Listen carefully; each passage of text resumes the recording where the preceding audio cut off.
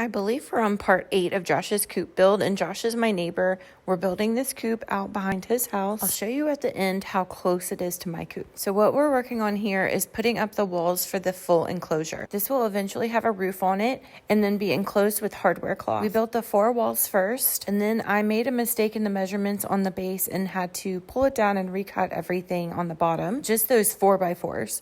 And then we were able to put the walls up. So what you're looking at the wall right now is the front wall. It will have a full-size door, and the second wall right here is just the end. It doesn't have anything special about it. And then when the back wall goes up, we actually added an extra brace in there so that we can make a small chicken door on the backside in case Josh wants to be able to let them out in free range in a little enclosed fence area. So once we got everything secured to the actual coop, we went through and added the hurricane ties to prepare for the roof rafters and the purlins. All of that will be up in the next video, and I'll try and get that posted soon. Here's how close it is to my coop. Okay, bye.